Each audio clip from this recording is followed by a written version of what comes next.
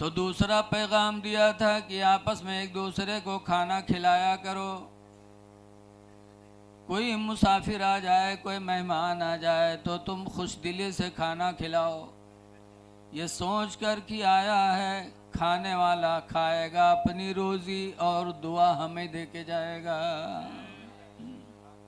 कोई किसी की रिस्क नहीं खा सकता। अरब में दस्तूर था कि शाम हो जाती और अगर कोई मेहमान नहीं आता तो अरब का मुसलमान दरवाजे पे खड़े होकर दुआ मांगता है, या अल्लाह कोई मेहमान भेज दे कि खाएगा अपनी रोजी और दुआ हमें दे के जाएगा। भेज दे इलाही कोई मेहमान।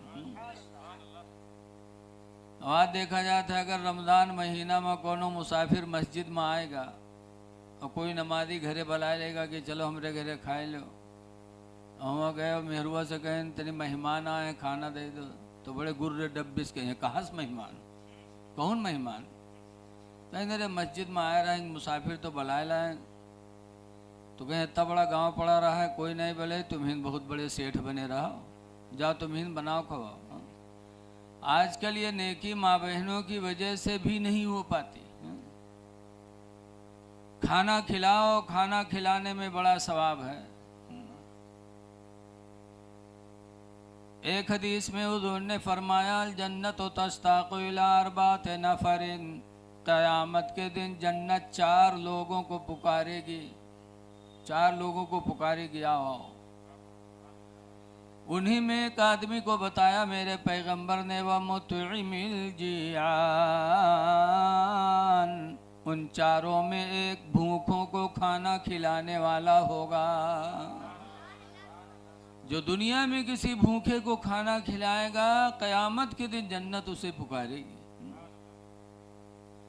अब भूखा में हिंदू मुसलमान न देखो, कोई भी इंसान भूखा मिल जाए अल्लाह तौफीक दे तो उसे खिला दो। हिंदू मुस्लिम न देखो, बल्कि ये देखो कि ये भी खुदा का बंदा है, हम इसको खिलाएंगे तो खुदा राजी हो जाएगा।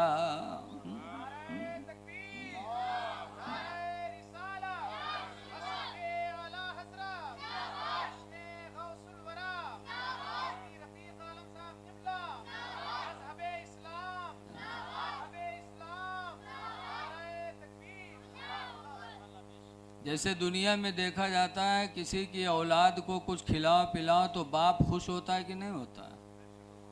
किसी के आदमी की इज्जत कर लो तो जिसका आदमी होता है वो खुश होता है। जैसे प्रधान के कोई मेहमान आवे और गांव वाला कोनो पाए जाए तो उके खवावे पियावे इज्जत करे, फिर प्रधान का पता चले तो प्रधान खुश होगा कि नहीं खुश होगा कि हमारे आदमी की इसने इज्जत की। ऐसे अल्लाह के बंदों की खिदमत करोगे तो अल्लाह तुमसे खुश होगा। बड़ा मेहरबान है खुदा। क़यामत में मुस्लिम शरीफ की हदीस है कि एक बंदा अल्लाह की बारगाह में हाजिर होगा तो अल्लाह उससे नज़र रहमत मोड़ लेगा। जब मोड़ेगा तो बंदा कहेगा ऐ अल्लाह मैंने नमाज भी पढ़ी है, रोज़ा भी रखा है, कुरान भी पढ़ा है, और अल्लाह तो हमसे नज़र रहमत क्यों मोड़ता है? तो अल्लाह फरमाएगा तेरा फला पड़ोसी बीमार था तो उसे देख। अल्लाह फरमाएगा मैं बीमार था तू देखने नहीं आया? अच्छा बताओ महीनन बिस्तर पड़े रहो कहाँ खाओ कोई देखे ना आवे तो कहे जब टन हो जाओ तब आवेगा अस्सलाम वालेकुम, तो उसे बोले कि हिम्मत पड़ी बोलो बोलो मेरे भाई, रोजमर्रा की बात है। हम मुसीबत में हो, परेशान हो और शेर खां हमसे हमार खैरियत न ले, महीनन बीमार पड़े रही ना आवे और के बाद जब सही हो जाए तब आवे कहा अस्सलाम वालेकुम हजरत, तो हम क्या कहे ऐसे मुंह मोड़ेंगे कि जब मैं परेशान था बीमार था तब नहीं आए। अल्लाह फरमाएगा मैं बीमार था तू देखने नहीं आया, तो बंदा कहेगा अल्लाह तू कब बीमार होता है? बीमार होना तो बंदों की सिफत है, अल्लाह तो हम सबका खालिक है माबूद है, तू कब बीमार हुआ? तो तो अल्लाह फरमाएगा तेरा फला पड़ोसी बीमार था, तू देखने नहीं गया। अगर अपने बीमार पड़ोसी को तो देखने जाता तो मैं वहाँ मौजूद था, मेरी तेरी मुलाकात हो जाती। पता चला जब कोई इंसान बीमार होता है तो अल्लाह की रहमत वहाँ जलवागर होती है। तो अल्लाह बड़ा मेहरबान है, इसीलिए हुक्म है कि कोई बीमार हो जाए तो उसे देखने भी जाओ। देखने में बहुत बड़ा सवाब है, लेकिन देखने जाओ तो वहाँ करो क्या। हदीस पाक में उम्मे सलमता क़ालत क़ाल रसूलुल्लाह की बीवी उम्मे सलमा का बयान है कि सरकार ने इरशाद फरमाया, इज़ा हदरा अहदुकुमुल मरीज़ा बिल मय्यिता, हुजूर फरमाते जब तुम में का कोई किसी बीमार के पास जाए या किसी मय्यत के पास जाए, फलियक़ूलू खैरा, तो वहाँ जाकर के वो अच्छी बोली बोले, अच्छी बोली। बीमार के पास जाओ तो देखो को या अल्लाह इसे शिफा दे दे, या अल्लाह रहम कर दे। मय्यत को देखो तो को या अल्लाह इसकी मग़फ़िरत फरमा दे, ये अच्छी बोली है। लेकिन आज हम लोग जब कोई बीमार का देखे जाए थे, देखते खंड का कहा जाता है, हाँ ये तो सुखाएगा, हाँ ये तो खून ही नहीं रहेगा, ये लड़का बर्बाद हुई। अब बताओ बीमार की बीमारी बढ़ी कि घटी, बताओ। अच्छी बोलियां बोलो। जब तुम बीमार के पास जाओ या अल्लाह इसे शिफा दे दे, तो हुजूर फरमाते हैं लिअन्नल मलाइकता युअम्मिनूना, इसलिए कि फरिश्ते तुम्हारी बोलियों पर आमीन कहा करते हैं। जब तुम बीमार या मय्यत के पास गए, दुआ मांगी, और जो फरिश्ते वहाँ मौजूद हैं उन्होंने आमीन कह दिया, तो तुम्हारे भाई का भला हो जाएगा। लेकिन आज हम लोग नहीं समझते। एक गांव रहा है, एक आदमी बीमार हुआ तो गांव वाले उसका देखे जाए लगे, लेकिन वो गांव में एक बहिरा रहत रहे तो बहिरवा नहीं गा, कैसे हम बहिर आदमी हो काख रहे जी। लेकिन हफ्ता गुजर गया, उसकी बीमारी बढ़ती रही, तो बहिरवा सोचे ला हम चले जाने, हमारे गाँव वाला कहीं देखो सब आए, लेकिन बहिरवा नहीं आवा। तो बहिरवो चला घर से, चला तो रस्तम सोचे समझे वहाँ 3 बात पूछबे तो के चले आइबे। पहले नंबर पर पूछबे का हाल है हो, तो कहबे करी हाँ ठीक है, तो हम कहबे अल्हम्दुलिल्लाह बहुत अच्छी बात है। दूसरा सवाल करेंगे खाते क्या हो, तो अक्सर बीमार सेब अनार मौसमी खाते, यही बताए, तो हम कहबे बहुत अच्छी ग़िज़ा खाते रहो तंदुरुस्त हो जाओगे। तीसरा सवाल करेंगे कि किस डॉक्टर का इलाज चल रहा है, तो किसी बड़े डॉक्टर ही का नाम बताएगा तो मैं कहूँगा बहुत अच्छा डॉक्टर है, इलाज करते रहो ठीक हो जाओगे। फिर उसके बाद चला आऊँगा। सोच साँझ के बहिरवा हुआ पहुँचा, अगवा कहे सलाम अलैकुम, वालेकुम सलाम कहे। बहिर कहें क्या हाल है, तो बहुत परेशान रहा, तो उसने कहा मर रहा हूँ, और क्या हाल है। तो बहिरा कहते बहुत अच्छी बात है, अल्हम्दुलिल्लाह बहुत अच्छी बात है। अब बहिर आदमी को का पता हो का कही, तो बीमार बेचारा तड़प उठा, कहे हाय अल्लाह कहाँ के दुश्मन चला हुआ है, हम मैं कह रहा हूँ मर रहा हूँ, कहता बहुत अच्छी बात। बहिरवा फिर पूछा थे खाते क्या हो, तो गुस्सा हो ही गया था, तो कहा अब जहर खाऊंगा और क्या खाऊंगा। तो भैरवा कहते बहुत अच्छी ग़िज़ा खाते रहो तंदुरुस्त हो जाओगे। तीसरा सवाल क्या किस डॉक्टर का इलाज चल रहा है, तो उसने झुलझुला के कहा मलकुल मौत आएंगे, डॉक्टर कौन आएगा, अब तो मौत का मामला है। तो कहा बहुत अच्छा डॉक्टर है, इलाज करते रहो ठीक हो जाओगे। उसके बाद चला गया था पड़ोसी को खुश करने, लेकिन बजाय खुश करने के वो बोलियां बोली जिससे पड़ोसी दुखी हो गया। ऐ लोगों समझो हर मामलात को। बहरहाल मैं कह रहा था अल्लाह के रसूल ने फरमाया, पहला पैगाम दिया था मदीने वालों तुम आपस में सलाम किया करो, और दूसरा पैगाम दिया था कि आपस में खाना खिलाया करो। तीसरा पैगाम दिया था वसल्लु फिल लैल, और रात में उस वक्त नमाज अदा किया करो, वन्ना सोनियामो, दरा हाले कि अल्लाह के बंदे सो रहे हों। जब पूरी दुनिया सो रही हो तो उस वक्त नमाज पढ़ लिया करो। वो कौन सी नमाज है? तहज्जुद। मेरे पैगंबर ने तहज्जुद के लिए कहा था, सारी दुनिया सो रही हो तब पढ़ो, ताकि कोई जान न सके। एक मरतबा हज़रत मुफ्ती अमानुर रब साहब गोंडा के आए, अजीज़ुल उलूम नानपारा। हुज़ूर मुफ्ती रजब अली अलैहि रहमत व रिजवान बाहयात थे। तो खिलाया विलाया, पान वान खिलाया। उसके बाद हज़रत ने फरमाया मुफ्ती अमानुर रब से कि मौलाना, रात में कभी चोरी भी करते हो? तो हम लोग सुने तो खड़बड़ाने, वद्दे इतने बड़े मुफ्ती से कहा थे रात में कभी चोरी भी करते हो? हम लोग नहीं समझ पाए, लेकिन मुफ्ती अमानुर रब साहब माशाल्लाह बड़े आलिम हैं। तो उन्होंने कहा हाँ हज़रत कभी कभी हो जाता है। तो हम लोग और गुस्सा आने कहा, हम कि इतने बड़े मुफ्ती थे, कहीं चोरी कर थे रात में? हाँ, कहते हाँ कभी कभी चोरी होती है। तो हम लोगों ने पूछा बाद में, तब बताया कि हज़रत के पूछने का मकसद है रात में कभी चोरी भी करते हो, यानी रात में कभी नमाज तहज्जुद भी पढ़ते हो? ऐ लोगों, कुछ इबादतें ऐसी हैं जो खालिस होती हैं।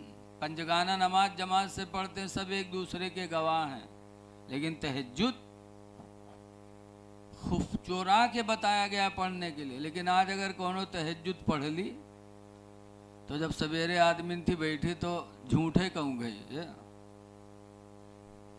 तब होंगे तो कहीं काहे होगा, तो का बात हो, अरे 2 बजे रात के उठ पड़े रहन, तहज्जुद पढ़ा थके, कुरान पढ़ा, यानी कोई बहाने से बतावे खयू का। अरे तुमने नमाज किसके लिए पढ़ा था? खुदा के लिए पढ़ा था। क्यों जाहिर कर रहे हो? मेरे पैगंबर फरमाते हैं कि जैसे दौलत कमा के छुपा के रखी जाती है, दौलत दिखाई नहीं जाती, ऐसे ही नेकियां करो, नेकियों को छुपा के रखा करो, बताया ना करो किसी से। अगर किसी को सदका दे दो तो बताओ ना, चुपके से दो, अल्लाह उसे कबूल करेगा। हदीस पाक में कि बनी इसराइल, उम्मत मोहम्मदिया से पहले बनी इसराइल का ज़माना था, तो हुजूर फरमाते बनी इसराइल में एक आदमी था, अल्लाह ने उसको मालदार बनाया था। तो उसने सोचा कि मैं अपने माल की ज़कात इस तरह अदा करूं कि किसी को पता न चले, मैं जानूं या जिसको दूं वो जाने।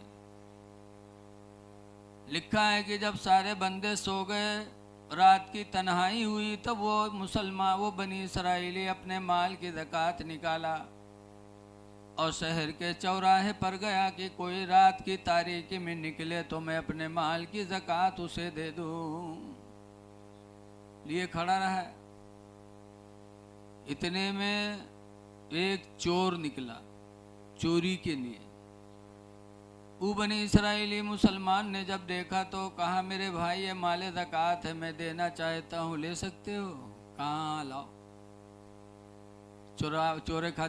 चोरी खाते निकले रहा है, पाएगा माल, ले लिया। वो चला गया। लेकिन जब सुबह का वक्त हुआ तो एक फरिश्ता अल्लाह के हुक्म से आया और वो उसके गली कूची में ऐलान करने लगा, रजुलुन तसद्दक़ सदक़तन अला यदे सारिक़िन, कि आज की रात एक आदमी ने एक चुट्टे को सदका दे दिया, आज की रात एक आदमी ने चोर को सदका दिया। वो फरिश्ता इंसान की शक्ल में गली कूचे में बयान करता फिर रहा था।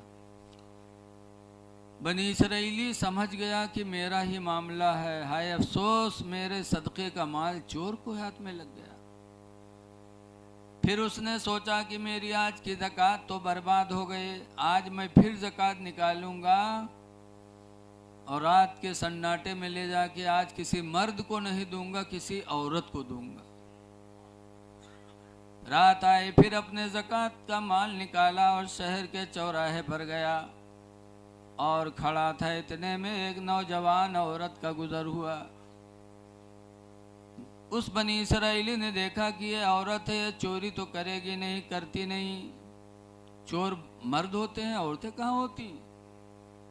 तो उसने अपने माल ज़कात उस औरत को दे दिया।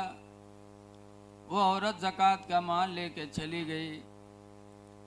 सुबह का वक्त हुआ तो वही फरिश्ता फिर इंसान की शक्ल में आया और ऐलान करने लगा, रजुलुन तसद्दक़ सदक़तन अला यद ज़ानिया, कि आज की रात एक आदमी ने अपने ज़कात का माल रेंडी को दे दिया, ज़ानिया को दे दिया।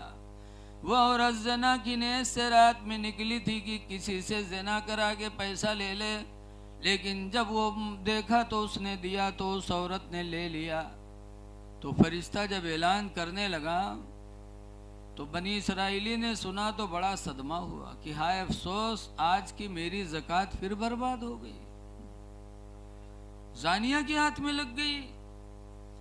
फिर उसने सोचा आज रात फिर मैं अपने माल की ज़कात निकाल कर शहर के चौराहे पर जाऊंगा और आज न किसी जवान मर्द के हाथ में दूंगा, न किसी जवान औरत के हाथ में दूंगा, आज मैं किसी बूढ़े के हाथ में दूंगा। जो बूढ़ा होगा ना चोरी करेगा ना ज़िना करेगा तो मेरी ज़कात अल्लाह की बारगाह में कबूल हो जाएगी।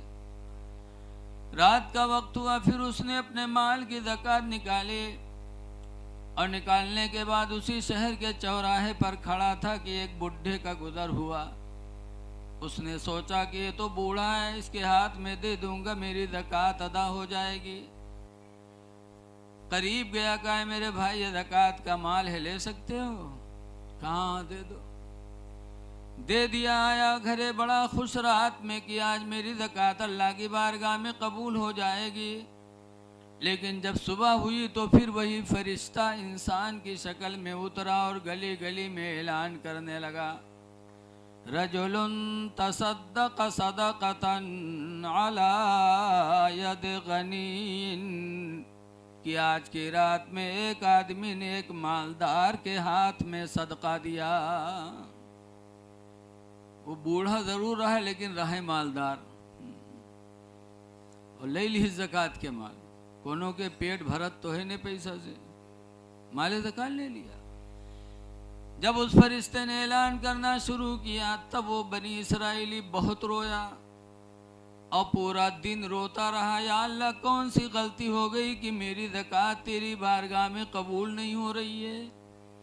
पहली रात नौजवान को दिया तो चोर के हाथ में लगी, दूसरी रात ज़कात दिया तो ज़ानिया के हाथ में चली गई, तीसरी रात को ज़कात का माल निकाला तो मालदार के हाथ में चली गई। उसी अफसोस में वो बंदा पूरा दिन रोता रहा। जब चौथी रात आए तो वही फरिश्ता फिर इंसान की शक्ल में उतरा और गली गली में ऐलान करने लगा, क़द क़ब्बल अल्लाहु सदक़ातिही कुल्लिही, कि अल्लाह ताला ने उसके तीनों रात के सदक़ों को कबूल फरमा लिया। अल्लाह ने उसके तीनों सदक़ों को कबूल फरमा लिया। कहने लगा पहली रात में जो चोर के हाथ में ज़कात की माल लगी तो चोर जाके घर में तौबा किया, कहा अल्लाह मैं कितना बदनसीब इंसान हूँ कि रातों रात माले हराम के चक्कर में लगा रहता हूँ, और तेरे बंदे ऐसे हैं जो तेरी रज़ा के लिए रातों रात अपना माल तेरे बंदों पे निछावर करते हैं। चोर उसी रात को उसने चोरी से तौबा कर लिया।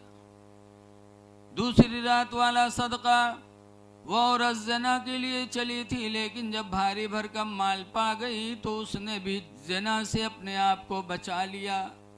और तीसरी रात मालदार के हाथ में माल ज़कात लगे तो उसको एहसास हुआ कि अल्लाह ने मुझे दौलत दी, मैंने ज़कात नहीं निकाली, और अल्लाह के बंदे ऐसे हैं जो अपने माल को रातों रात शहर के चौराहों पे अल्लाह के नाम पर देते रहते हैं। तो उस मालदार को एहसास हुआ और उसी दिन से उस वो भी अपने माल की ज़कात निकालना शुरू कर दिया।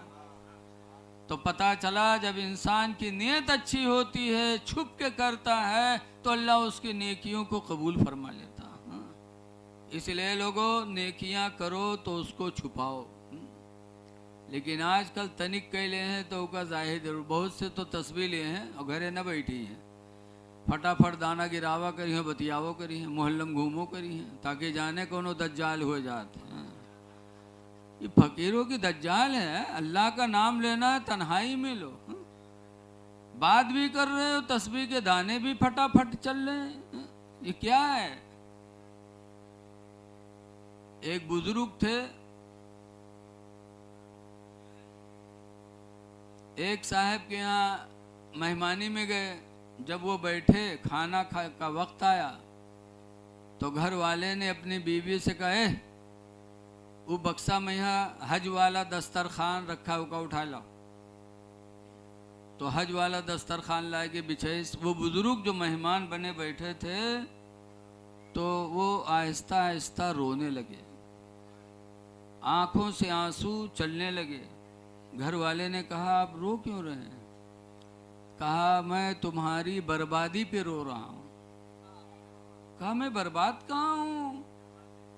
अल्लाह ने इतना बड़ा मकान दिया, दौलत दिया, सब कुछ दिया, मैं सही सेहत वाला भी हूं, मैं बर्बाद कहाँ हूं? वो बुजुर्ग कहते, मैं तुम्हारी बर्बादी पे रो रहा हूं।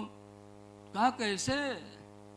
बुजुर्ग कहते हैं कि अगर तूने मेरे लिए दस्तरखान मांगा था बीवी से, तो कह देता बक्से में दस्तरखान है, ले आ। लेकिन तुमने ये कहा कि हज वाला दस्तरखान ले आ। इसका मतलब तुम हमको बताना चाहते हो कि तुमने हज किया है, हज का शोहरा करना चाहते हो। हज खुदा के लिए किया जाता, तुमने हज खुदा के लिए नहीं किया, बल्कि दुनिया में ढिंढोरा पीटने के लिए किया है। तो जिस मकसद के लिए तुमने किया, वो मकसद अदा हो गया। रज़ा इलाही का वसीला तुम्हारा हज न रहा, तुम्हारा हज बर्बाद हो गया, इसलिए मैं तुम्हारी बर्बादी पे रो रहा हूं। पता चला इंसान जब कोई नेकी करे तो उसको छुपाए। लेकिन आजकल हाजी हज कह के आई हैं तो कह बैठी हैं, तो हुआ बतिएवा बताई हैं हरगरी, इके मारे न बताई क्यों चला जाए, इके मारे क्यों जाने कि हाँ ही गए रहे हुआ गए तो यू भवा, हुआ गए तो यू भवा। हज करके छुपाओ। लेकिन हाजी भी कई मेर होते हैं, जब तक हज न करी है तब तक ठीक रही है, जहाँ हज कह के आए बेईमानी करे शुरू कर दी। कहूँ यार खेत बढ़ावत हैं, को वहाँ रुके माल हड़पते हैं। ऐ लोगों, हाजी का दर्जा बहुत बुलंद है। हुजूर फरमाते हैं कि हाजी हज करने वाला क़यामत के दिन खुद तो जन्नत में जाएगा, लेकिन अपने साथ 400 लोगों की शफाअत करा के जन्नत में जाएगा। हाजी खुद बख्शा जाएगा, 400 लोगों को बख्शवाएगा। कौन हाजी? जो हज करने के बाद गुनाहों से दूर रहा। लेकिन आज हाजी अजीब है। दिल्ली की जामे मस्जिद के दरवाजे पर एक अंधा बेचारा भीख मांगत मांगत पहुंच गया। नमाज होता रहा है तो अंधवा कटोरा दहीदीस मुहारे में बैठगा कि नमाजी निकले तब मांगी।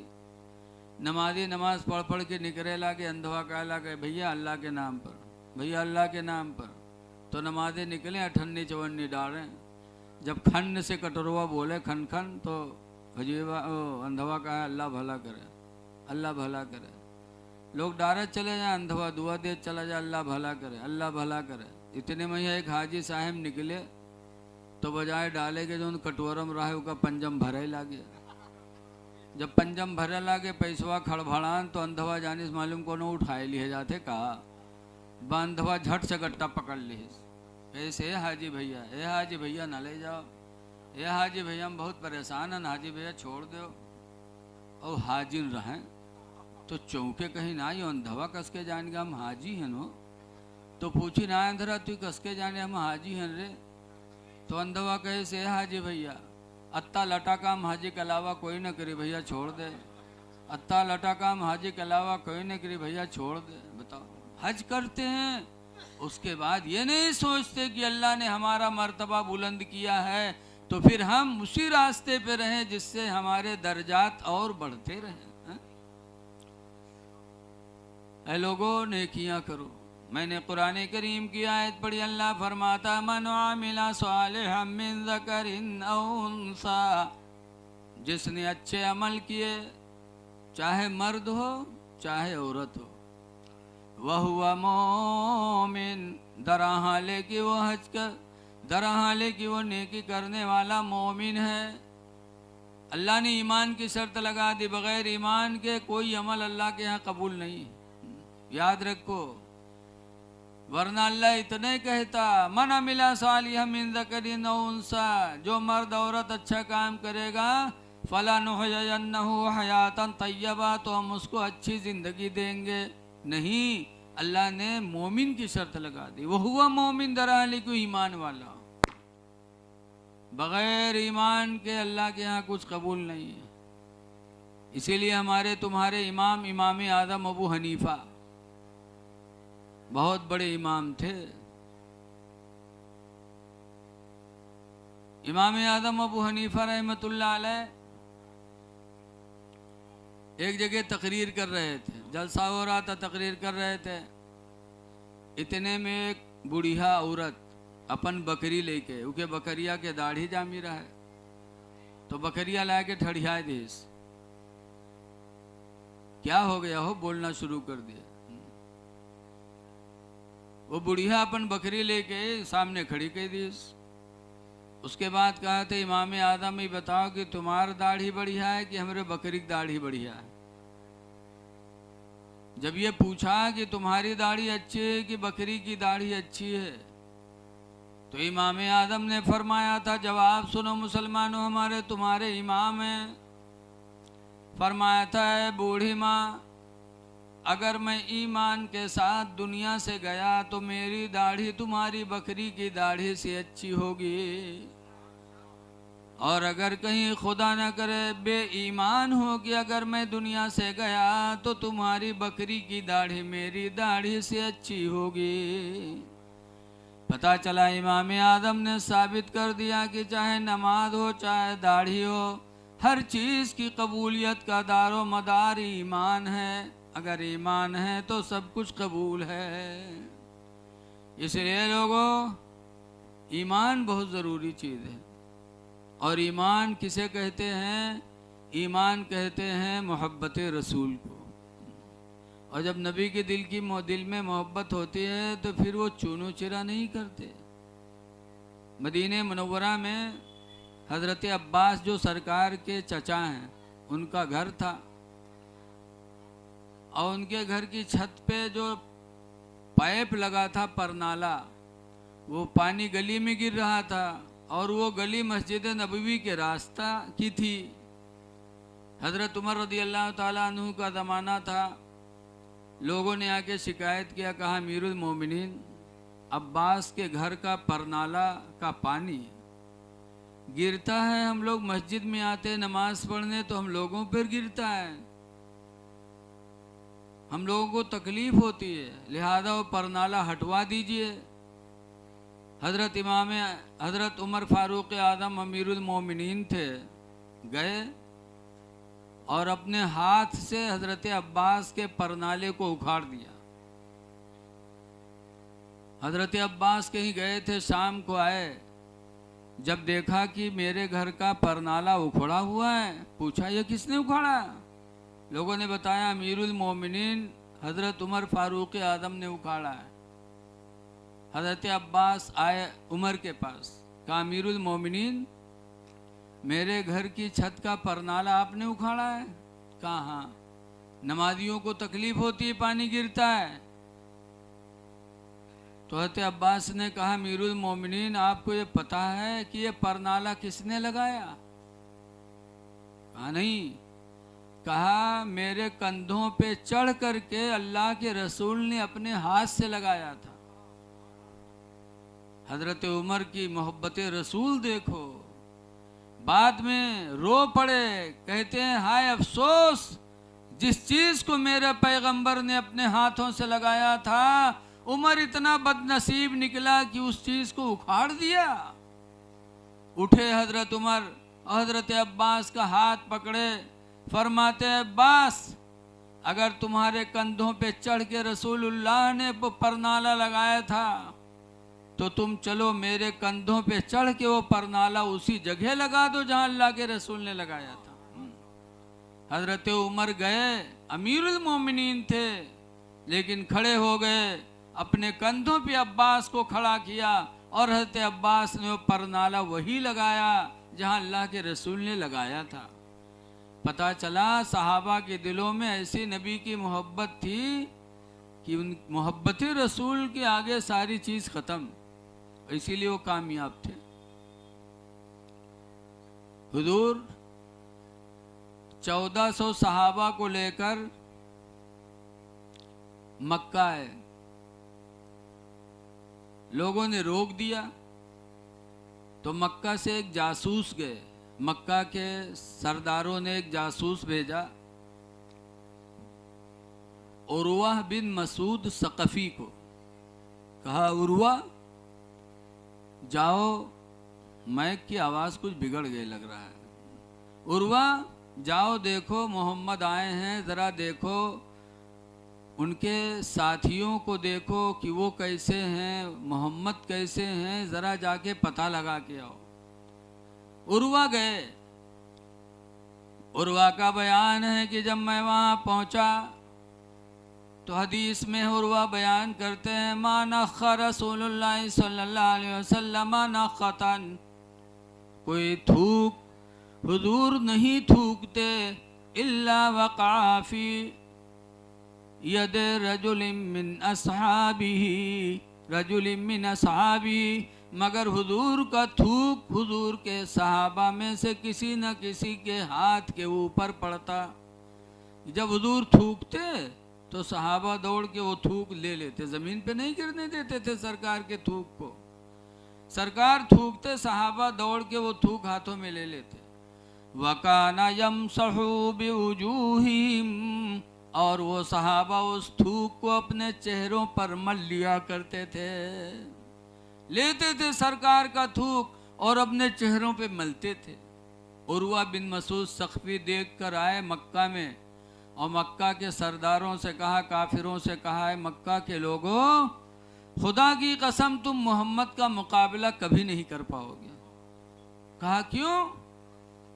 कहा उनके साथी इतनी मोहब्बत उनसे करते हैं कि उनका थूक जमीन पे गिरने नहीं देते, जब वो थूकते हैं तो उनके साथी हाथों में लेके अपने चेहरों पे मल लेते हैं, जब उनके थूक को ज़मीन पे गिरना गवारा नहीं करते उनके साथी, तो उनके खून को ज़मीन पे गिरना गवारा कब करेंगे? वो जान दे देंगे लेकिन नबी के कदमों, लेकिन नबी पे आँच नहीं आने देंगे।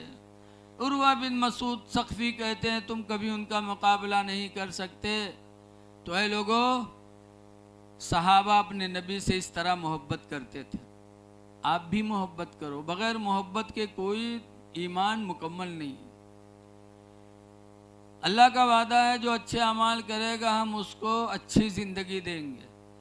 फलानुहयन्नहु हयातन तय्यबा, तो हम उसको अच्छी ज़िंदगी देंगे। अब अच्छी ज़िंदगी का मतलब क्या है? हम लोग तो समझते हैं कि अच्छी ज़िंदगी उसकी है जिसका 2-3 मंजिला मकान बना हो, 4 पहिया गाड़ी हो, दौलत हो, सुबह शाम लोग आ करके दरवाजे पर बैठ करके तेल लगाएं। हम लोग सबसे अच्छी ज़िंदगी उसको समझते हैं। बोलो भाई, हम लोग यही तो समझते हैं, जिसका कारोबार हो, भट्ठा चल रहा हो, कंपनी चल रही, हम लोग कहते हैं उसकी ज़िंदगी अच्छी है। लेकिन अच्छी ज़िंदगी किसकी है? इमाम मालिक रज़ी अल्लाह ताला अन्हु से पूछा गया, अरे इमाम मालिक, ये अच्छी ज़िंदगी अल्लाह ने देने का वादा किया है, अच्छी ज़िंदगी किसकी है? तो इमाम मालिक ने जवाब दिया था, अल्लज़ी याकुलु हलाला, अच्छी ज़िंदगी उसकी है जो हलाल रोज़ी खाता हो। वयल्बुसु हलाला, और अच्छी ज़िंदगी उसकी है जो हलाल कपड़े पहनता हो, जिसकी रोज़ी हलाल हो, जिसका लिबास हलाल हो, सबसे अच्छी ज़िंदगी उसी की है। इसलिए लोगों कोशिश करो हलाल रोज़ी खाने की। एक सहाबी थे जिनका नाम है हज़रत अबू दुजाना, नबी करीम के पीछे 5 वक्त की नमाज पढ़ते थे, लेकिन फजर में नमाज पढ़ के बहुत जल्दी भागते थे। दुआ मांगे कि फट से भागे, दुआ मांगे कि फट से भागे। 4 नमाजों में नमाज के बाद बैठे रहते थे, बातें सुनते थे, लेकिन फजर में सबसे पहले भाग लेते। एक दिन साहबे किराम ने शिकायत किया कि अल्लाह के रसूल दुजाना, अबू दुजाना फजर में बहुत जल्दी भागते हैं। तो हुजूर ने अबू दुजाना को रोका, कहा अबू दुजाना फजर में बहुत जल्दी जाते हो। तब अबू दुजाना ने जवाब क्या दिया, सुनो मुसलमानों, गौर करने का मकाम है। अबू दुजाना कहते हैं अल्लाह के रसूल मेरे पड़ोस में एक यहूदी का मकान है, मेरा आंगन उसका आंगन एक है, सिर्फ बीच में पर्दे की दीवार है, उसके आंगन में खजूर का पेड़ है। इस वक्त खजूर पेड़ पे लदे हुए हैं, पकी पकी खजूर है, उसकी गिरती हैं, उसकी शाख हमारे आंगन में झुकी है। उस यहूदी पड़ोसी की खजूरें रात में पकी पकी मेरे आंगन में गिरती हैं। मैं नमाज फजर पढ़ने आता हूँ तो मुझे डर लगा रहता है कि कहीं मेरे घर का कोई बच्चा बेदार हो के उस पड़ोसी की खजूर उठा के न खा ले, इसलिए मैं जल्दी जाता हूँ और जल्दी जा कर के उसकी खजूरों को जमा करके उसके घर देता हूँ, फिर मैं अपने बच्चों को बेदार करता हूँ। मुझे डर लगा रहता कि मेरे घर का कोई बच्चा वो खजूर उठा के खा न ले। ये सहाबा के अंदर हलाल रोजी का जज्बा था कि एक खजूर हमारे पड़ोसी का हमारा बच्चा कोई न खाए। जब बताया सरकार ने तो सरकार को रहम आया अबू दुजाना पर। सरकार आए और उस यहूदी पड़ोसी से कहा कि ये खजूर का पेड़ अबू दुजाना के हाथ बेच दो, इनको दिक्कत होती है, नमाज फजर में इनको उलझन रहती है, ये खजूर का पेड़ इनके हाथ बेच दो, इसके बदले में मैं तुम्हें जन्नत में बाग अता करूंगा। मुसलमान होता तो मैं चल जाता, यहूदी था, कहा ना ना नहीं बेच पाऊंगा। लेकिन सहाबा कितनी मोहब्बत करते थे। हजरत अबू बकर साथ में थे, कहते अल्लाह के रसूल इस पेड़ के बदले में जो जन्नत में बाग इसको देने के लिए आप कह रहे हो, अगर ये खजूर का पेड़ मैं खरीद कर इसकी कीमत इसको दे दूं तो क्या वो जन्नत का बाग हमें आप देंगे जो यहूदी को देने के लिए कहते हैं? हुजूर फरमाते हैं अबू बकर मुबारक हो। तो अबू बकर सिद्दीक ने यहूदी से वो पेड़ खरीद लिया, पैसा दे दिया यहूदी को और ख़रीद कर अबू दुजाना को दे दिया। यकीन था कि मेरे नबी की बात सच्ची है, इसके बदले में मुझे जन्नत में बाग मिलेगी। चले गए, सौदा तय हो गया। रात में यहूदी सोचे कि मुसलमान बड़े बेवकूफ़ होते हैं, बड़े चूतिया होते हैं। बताओ, पेड़ खरीद लीन, पैसा हमका दे दिन, पेड़ है तो हमरे नागन माँ, इसका फल खाएंगे, पेड़ भी हमारा, पैसा भी मिल गया, बड़ा मगन में। लेकिन रवायतों में आता है कि जब सुबह हुई, यहूदी बेदार हुआ तो देखता है कि उसके आंगन का जो पेड़ खजूर का था वो उखड़ करके हजरत अबू दुजाना के आंगन में लगा हुआ है। जब यहूदी ने रसूलुल्लाह का मौजिज़ा देखा तो पहुंचा, कहा मोहम्मद खुदा की कसम मुझे यकीन हो गया आपकी नबूवत भी सच्ची, रिसालत भी सच्ची है। जब पेड़ आपकी हुकूमत में है तो बिलाशुबा आपकी नबूवत सच्ची है। वो यहूदी कलमा पढ़ के मुसलमान हो गया।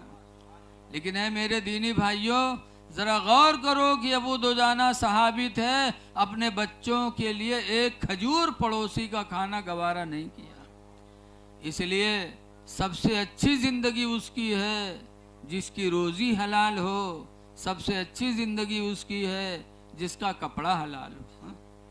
इसलिए दुआ करो कि अल्लाह ताला हमें तुम्हें रिज़्क़ हलाल और हलाल लिबास अता फरमा दे। देखिए, अल्लाह का वादा है, जो अच्छा अमल करेगा उसको हम अच्छी ज़िंदगी देंगे। अमलों में सबसे बेहतर अमल कौन है? कौन अमल है? सहाबा ने पूछा था, अय्युल अमली अहब्बु इलल्लाह यौमल क़ियामा, अल्लाह के रसूल क़यामत के दिन कौन अमल अल्लाह को ज़्यादा महबूब होगा? तो सरकार ने फरमाया था, सलातो अला वक्तिहा, नमाज के वक्त पर नमाज को अदा कर लेना। अव्वले वक्त पर अजान हो फौरन नमाज पढ़ लो जमात से, ये वो नेकी है जो क़यामत के दिन हमारी तुम्हारी सबसे ज़्यादा महबूब नेकी होगी। इसीलिए हज़रत अली शेर खुदा कहा करते थे, हज़रत अली कहा करते थे, अज्जिलू फी सलास, तीन चीज़ों में, अज्जिल फी सलास, तीन चीज़ों में जल्दी किया करो, तीन चीज़ों में जल्दी करो। नंबर 1 पर फरमाया करते थे, अस्सलातु इज़ा आतत वक्तुहा, जब नमाज का वक्त आए तो फौरन नमाज पढ़ लो, देरी न करो। और दूसरे नंबर पर फरमाते थे, वल जनाज़तु इज़ा हदरत, और जब जनाजा तैयार हो के आ जाए तो फौरन नमाज पढ़ के दफन कर दो, किसी का इंतज़ार न करो, जल्दी करो। क्योंकि हो सकता है कि उसका कोई अमल इतना ख़राब रहा हो, इतना ख़राब रहा हो कि अल्लाह ताला उसके वजह से उसके चेहरे को बदल न दे। हा? तो रोको ना उसको, जल्दी अरहमुर राहिमीन के हवाले करो। लेकिन बहुत से लोग आई हैं तो कहीं हैं तनी मुँह खोलो, मुँह खोलो, मुँह खोल खोल देखा था। आला हजरत इमाम अहले सुन्नत फरमाते हैं, मुजरिम को न शर्माओ, अहबाब कफन ढक दो, मुजरिम को न शर्माओ, अहबाब कफन ढक दो, और मुँह देख के क्या होगा, पर्दे में भलाई है।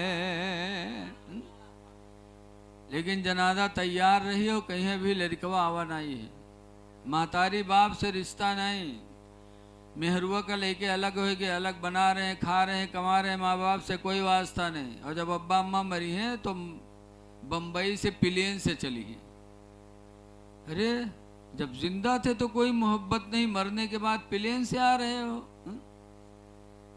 कितने नौजवान ऐसे हैं जो माँ बाप से कोई रिश्ता नहीं, और जब डॉक्टर जवाब दे देगा बाप के हलक में कुछ नहीं जाएगा, तब चिम्मच से दूध नहीं है पियावे। अरे बाप का दिल नहीं जल रहा है?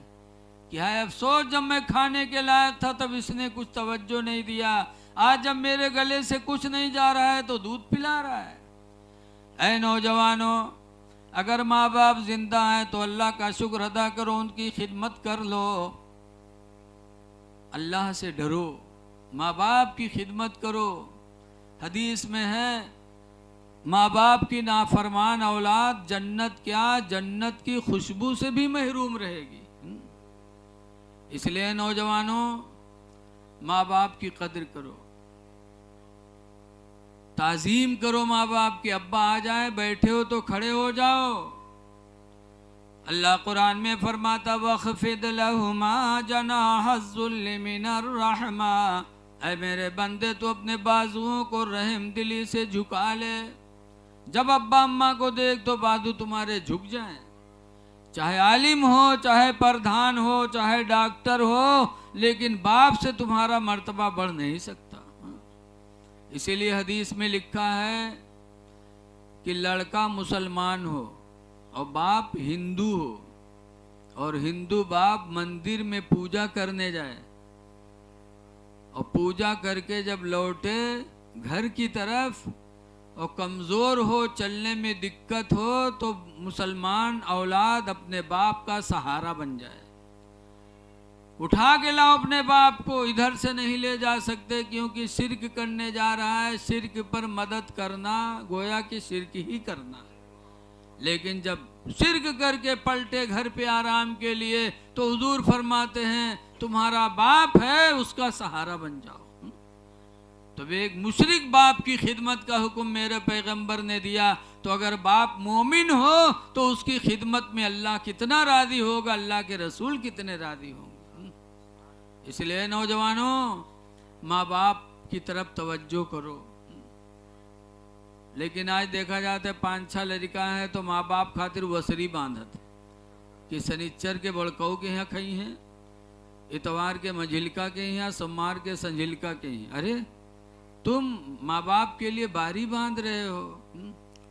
वो माँ बाप जब तुम कुछ नहीं खाते थे बचपन में तो तुमको फुसला फुसला के खिलाते थे, कहीं कहानी सुना सुना के खिलाते हैं, कहीं खिला खिला के खिलाते हैं, कहीं झूठी बात कह के कि खाए लो तुमको हम फला चीज देवे, खाए लो तुमको हम पैसा देंगे। और वो माँ बाप जब बूढ़े हो गए तो उनके खिलाने के लिए बारी मुकर्रर कर रहे हो। बड़े अफसोस की बात है। बहरहाल हजरत अली शेर खुदा फरमाते हैं जनाजा जब तैयार हो के आ जाए तो फौरन उसको दफन कर दो, किसी का इंतजार न करो। लेकिन आज आखिरी टाइम पर मोहब्बत बहुत दिखावत। अगर सास महतारी बाप मर गए तो लड़का इतना रोई लागत है यहू साथे चल दी। और पतो यह जो जिंदगी में पूछत नहीं, वो जब सास मरी, सास ससुर मरी तो पतो यह कौन में रोवत, अरराय गिरी धूं से, आंखें आंखें काट दी लागत है चल दी, फिर उठाई है फिर गिरी धूं से। अरे बड़ी मोहब्बत मर टाइम पर, यह मक्कारी नहीं तो क्या है? जिंदगी में तुमने कभी सब ख्याल नहीं किया, मरने के बाद रो रो के तुम गांव वालों को दिखा रही हो कि हम माँ बाप, हम अपने सास ससुर को बहुत चाहते हैं। ऐ लोगों, रोने से कुछ होने वाला नहीं है। आला हजरत इमाम मेले सुन्नत फरमाते हैं आँखें रो रो के सुजाने वाले, आँखें रो रो के सुजाने वाले,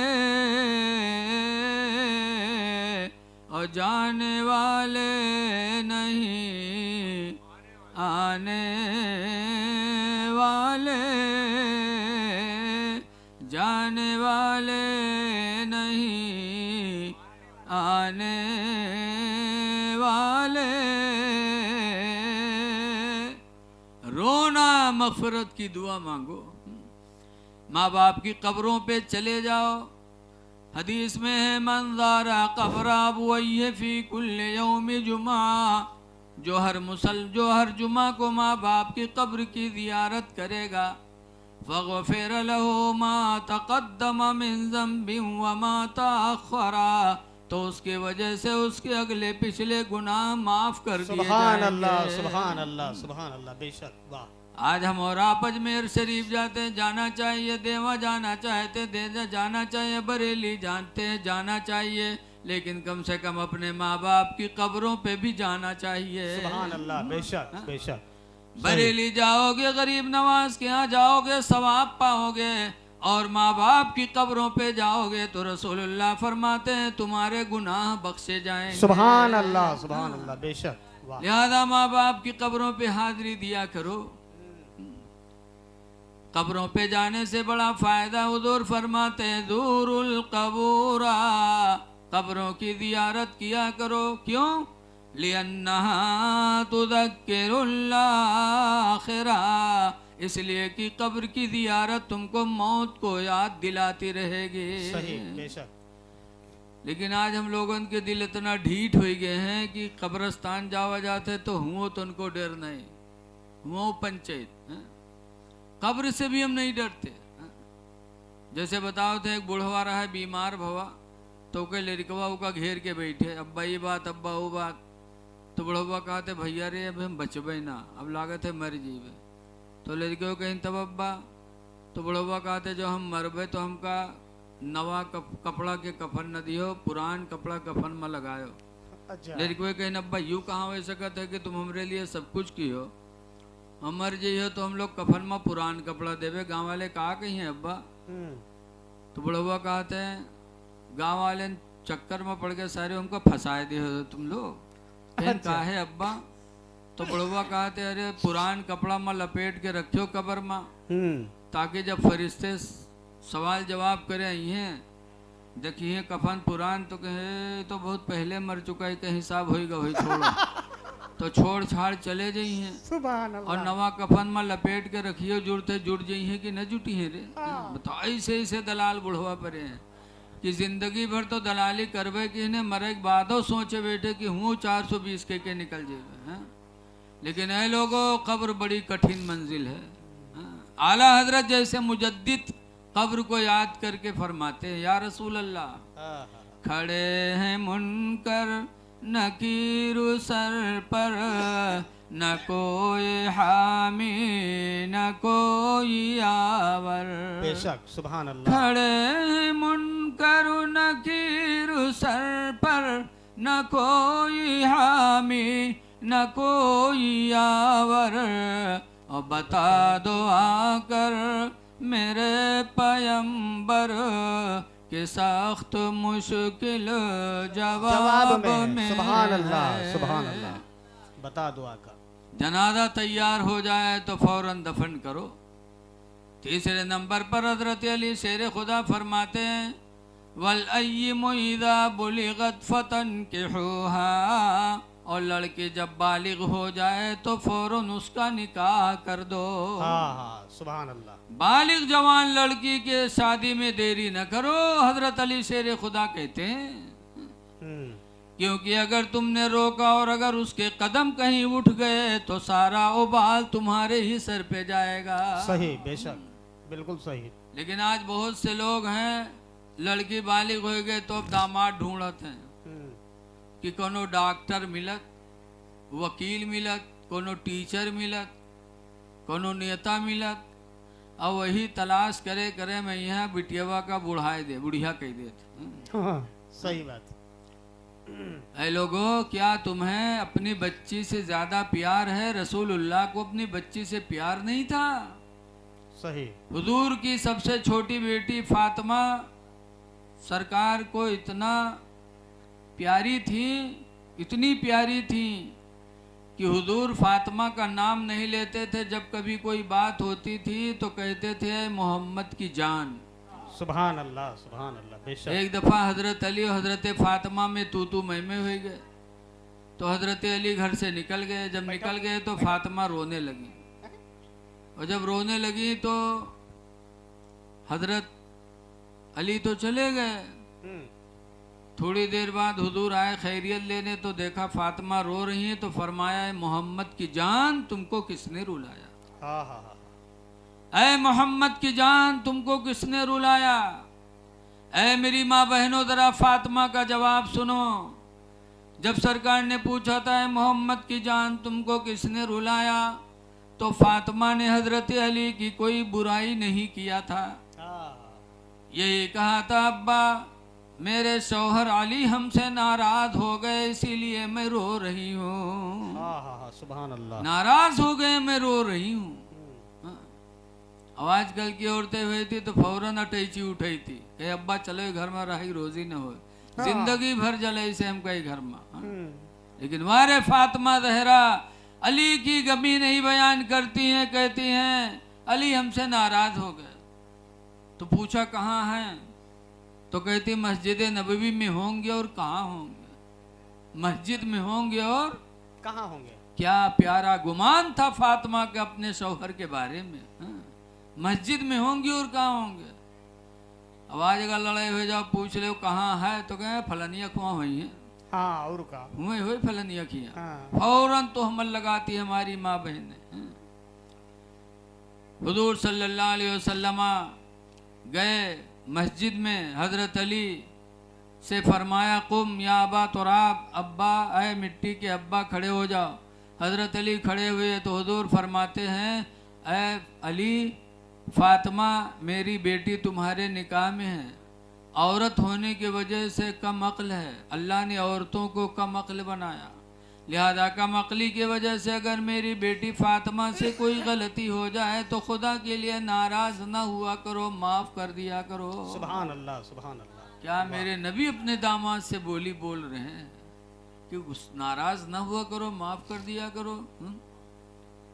आवाज बिटिया वाले देखा जाता है, अगर बिटिया घर से जब चली, महतारी बाप छुट्टी है तो रोईबे करी, और जब रोवत चली तो बप्पा काके हैं काहे रोवत है रे, जा डराए ना।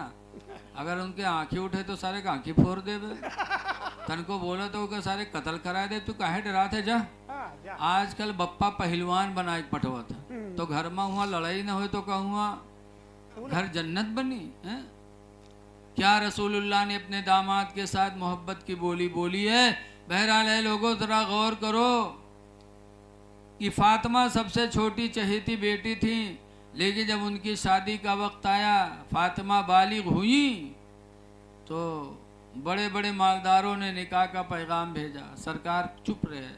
हजरत अली गए तो सरकार फरमाते, अली ये रिश्ता हमें भी पसंद है, खुदा को भी पसंद है। सुभान अल्लाह। और उसके बाद फातिमा का निकाह अली के साथ मस्जिद नबवी में हुजूर ने पढ़ दिया। ऐ लोगों, आज भी निकाह हो सके तो मस्जिदों में कराया करो। सही बात। मस्जिद में निकाह कराओगे, रसूलुल्लाह की सुन्नत अदा होगी। हाँ। पाक और साफ बावजू लोग होंगे, दुआ करेंगे तो निकाह में खैर व बरकत होगी। सही बात। निकाह हो गया फातिमा का, 2 साल हो गया, फातिमा की रुखसती नहीं हुई। तब मदीने के लोग कहने लगे, अली 2 साल हो गया रुखसती नहीं कराया। तो कहा कहाँ ले आए, मेरे पास घर भी तो नहीं है। इतने गरीब थे। आज कोई कितनो गरीब हो, आज तो घर तो होता ही है, चाहे टीने के सही, सही बात, चाहे फूस के सही, लेकिन मकान तो सबके हैं, बोलो है कि नहीं है। हाँ है। और हजरत अली इतने गरीब कि मदीने में घर ही नहीं उनका। तब अंसारी एक खड़े हुए, एक अंसारी कहते हैं, अली मेरे 2 मकान है, एक में रहता है खाली पड़ा है, दोनों को देख लो, जो तुम्हें पसंद आए मैं तुमको नजराना देता हूँ। सुभान अल्लाह। अंसारी ने घर दे दिया, हजरत अली घर वाले हो गए। तब फातिमा की रुखसती करा के लाए। ऐ लोगों, नबी की जिंदगी तुम्हारे लिए नमूने अमल है। रसूलुल्लाह ने अपनी बेटी के लिए मालदार दामाद नहीं तलाश किया था, बल्कि इल्म और अमल वाले शेर खुदा को तलाश किया। सुभान अल्लाह, सुभान अल्लाह। लेकिन आज अगर लड़की है तो सोचत है ना ही, एक आदमी रहो के एक बिटिया, शादी के बातचीत चले लाग तो एक लड़का से बातचीत तय है, तो बपुआ का देखे, और जब हुआ गवा देखे तो उनके दाढ़ी रहे। अच्छा। तो बपुआ कहते हाँ ये तो मुल्ला है हो, यू का कमाई खवाई, छोड़ो कोनो पैंट बूट शर्ट वाला बताओ। तो पैंट बूट शर्ट वाला मिलेगा। शादी तय हो गए। जब बारात का दिन आया तो पहले जमाने में यहाँ दुल्हा का लोग नौहावत रहे। जब उका नौहावे चले दुल्हा बनावे तो उका पैखाना लग गया, तो चला गया पैखाना करे लेटरिंग में। जब पैखाना कह के निकला तो नुहरा उठ ही नहीं पावे। तब बाप रोवे लाग, कैसे लाइट चढ़ाएगा आप कैसे हुए। तो उका ढकेल उकेल के लेके गए, डॉक्टर थी। डॉक्टर साहब से कहें, डॉक्टर साहब देखिए क्या हो गया। डॉक्टर साहब देखें तो कहें ऑपरेशन करे पड़ी, ठीक हो जी। तो बपुआ रोवा कहे, डॉक्टर साहब आज इसकी शादी है, रिश्तेदार इंतजार में है, और ऑपरेशन करी हो अल्लाह जाने महीना में ठिकाए कि 2 महीना में ठिकाए, कैसे हुई डॉक्टर साहब। तो डॉक्टर साहब कहें घबरा ना, 2 मिनट लागी ठीक हुई जी। लेके के उका घड़ी सोड़ी इसके ऑपरेशन रूम में, और दरवाज़ा बंद किन, और 2 मिनट नहीं लाग दरवाज़ा खोल दीन। जब खोलिन तो सीधा सीधा निकला। तो सबका बड़ा ताज्जुब कि हाँ 2 मिनट नहीं लागा, ऑपरेशन होएगा, ठीक होएगा, ये कौन बीमारी है। अच्छा। तो लोग पूछें डॉक्टर साहब कौन बीमारी रहा, 2 मिनट नहीं लगाए, ऑपरेशन होएगा, ठीक होएगा। तो डॉक्टर साहब कहें कोई बीमारी नहीं, पैंट के हुक बूसट में लगा ली पैंट के बटन बूसट में, बता ऐसे ऐसे चोंगा परे हैं, यहू नहीं जाना थे कि कहाँ बटन कहाँ लगाए ली थे। ऐ नौजवानों, पैंट बूसट पहनना मना नहीं है, लेकिन ये गुलामे नबी की पहचान नहीं है। सही बात, बेशक। वो लिबास पहनो, वो चेहरा बना लो जिससे तुम नबी के गुलाम समझे जाओ। सहाबा को नमाजी होने पे नाज नहीं था, सहाबा को हाजी होने पे नाज नहीं था, आलिम होने पे नाज नहीं था, हाफिज होने पे नाज नहीं था, सहाबा को अगर नाज था तो रसूलुल्लाह की गुलामी पे नाज था, सुभान अल्लाह, बेशक। गुलामी पे। एक सहाबी थे जिनका नाम हजरत सफीना है। अल्लाह की राह में जिहाद के लिए निकले और रास्ते में जंगल पड़ा, और जंगल में जैसे घुसे वैसे जंगल का शेर सामने आ गया। हजरत सफीना तन्हा और शेर आगे तन्हा, सामने आमने सामने दोनों हो गए। अच्छा ही बताओ रोसा वाले कि अगर हमका तुमका गन्ना खेत में कहूँ अकेले में यहाँ शेर मिल जाए तो का हाल हुई बताओ।